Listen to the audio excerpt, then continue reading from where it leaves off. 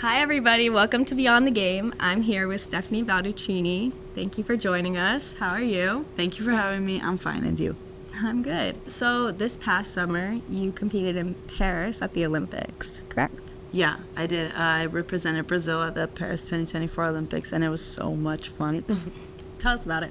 Going into our trials, so Brazil, had their trials around May, and 2 weeks into, going into my trials, I found out I had appendicitis, which was crazy. It was right on finals week here at Michigan, but it all worked out. I only had surgery after my trials. It was a bit of a risky decision, but it was something that had to be done if I wanted to qualify. And luckily, I qualified in 3 relays: the 4x100, 4x200, 4x100 mixed IM.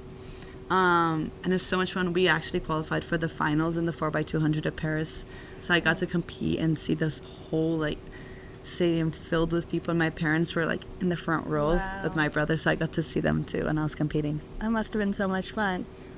So you had to qualify while you were suffering from appendicitis. How was that?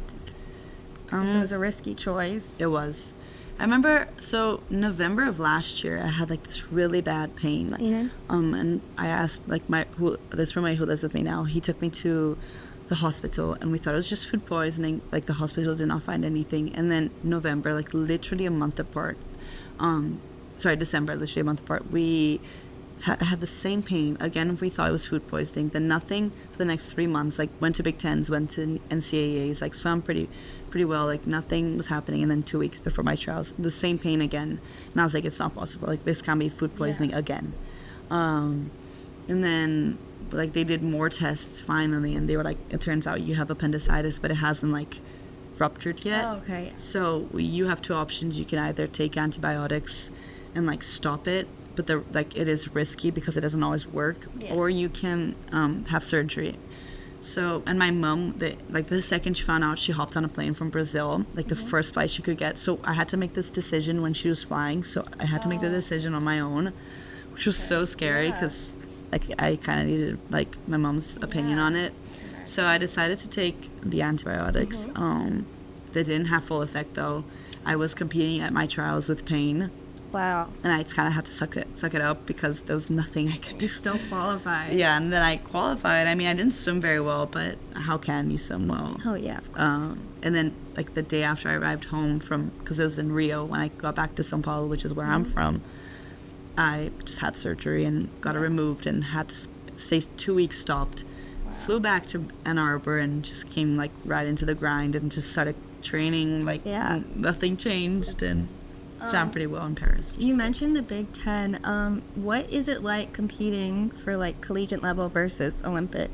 And yeah, I think us international students have the most difficulty with is yards, not long course meters or short course meters, but yards is smaller. I think it's 22 meters or something. So it's a lot more turns. It's a different game. We have the 5th stroke of underwaters, which is really hard. So I think competing at NCAAs, they say NCAAs is really hard. It's crazy. It's just as hard as competing for the Olympics. To win an NCAA is practically it's one of the hardest things there is. But I love it. I mean, I love having a huge group of girls that I train with every day and support. They support me and I support them, and it's a family. So as for international, I don't see the Brazilian girls as often because I live here, and we also don't train together. So it's nice being in a big team of so many girls that inspire me every day. Yeah, and you were talking about you train how many times a week? So we do doubles, so swim twice on Monday, Tuesday, and Thursday, swim once on Wednesday, Friday, and Saturday, and lift 4 times a week on Monday, Tuesday, Thursday, Friday. So it's pretty heavy going, but if you have a group of people, it definitely makes it easier, especially when it's 5 a.m. and someone cracks a joke and you just feel better about swimming so early in the morning. Yeah. How do you balance schoolwork with all that practice time? I think that's definitely why I chose Michigan. There's this great balance between swimming, the athletic part and the academic part. So there are so many support like mechanisms here, so there's so much tutoring. They give us a specific time like where we're allowed to train, and then times where you like study.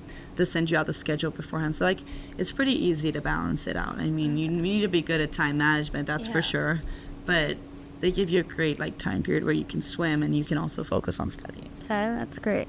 So you grew up in Brazil. Yeah, in São Paulo, Brazil, my whole life until I was 18 and moved here. How did you like it?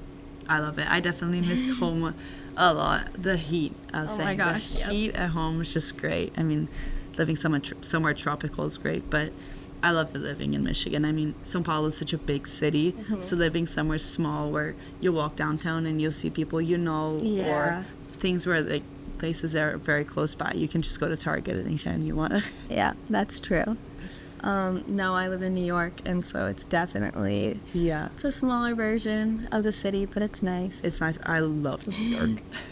So much fun. You talked about Michigan being like a good balance, and that was part of the reason you wanted to come. What else made you like really love Michigan? I mean, swimming here is great, so there's that. And I remember coming on my recruiting trip, and I like instantly fell in love with the team. And it's like it's really hard like leaving home for anyone, especially someone who lives like so far away, but then I had the perk of coming into like a family and a group of people, so you don't feel as lonely. I know my first 3 months were so hard living away from home. I literally wanted to quit. I was like, I can't do this, but luckily I stayed, and just love it here. But so the teams was definitely something that really helped and really like made it easy for me to commit here. The academics are great. I mean, if you leave and Michigan's on your resume, like you're pretty set for life. So I think it's also that. And even though living away from home is something really big, it will definitely like help me. Like it has helped me become like very independent, and like just doing my own thing. I quite enjoy it a lot. Yeah. And being at Michigan, what's your favorite thing to do that's like unrelated to swimming or academics? I love going to UMA and just having a coffee there. But I think I like going to the movies a lot. Like there have been some great movies out. The football games are so much fun. I mean, the night game yesterday was great. It was crazy. It was crazy. But I think the football games are so much fun because so many people there support Michigan, and it's like crazy how everyone's just screaming. And because you see on social media other people posting other colleges and their stadiums are like empty, and you're like, couldn't be us. I know our stadiums are never empty. It's always full. It's always over 100,000 people. I know, there's so many people there, but it's so much fun. I always leave the games like having so much fun. Yeah, of course. Obviously, you talked about getting coffee at UMA. Yeah. What's your order? Iced brown sugar latte. Okay. I'll have to try it. You do have to try it. That one's the best one for sure. That's the best coffee in the world, I think. Really? Okay. No, I love going to cafes and studying and just getting stuff done. There's lots of small places that you can just go and study here. It's great. Yeah. Talking about like team dynamics, where do you think your role is on the team?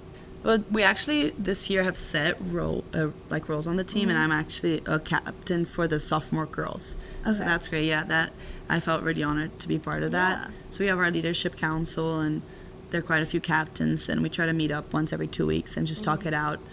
And it's really good because we have the upcoming like freshmen who just joined us. And it's nice because like we have our team rules and we have our team values, and managing to like teach them that and like helping them feel welcomed.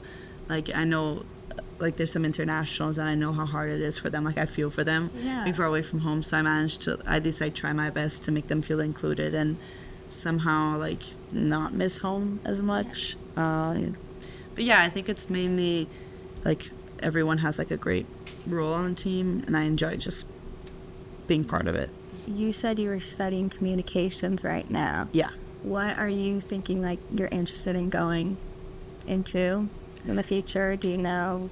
I do a bit. I mean, I keep changing my mind a lot, but I think something with advertisement and branding, maybe for sports, like some big company, like create their advertisement and marketing. I think, that would be great to intersect, like your two interests. Yeah, exactly. And I think communication media opens so many doors. Oh, yeah. So it's great. Yeah, you say you also say it. Yeah, there you go. Exactly.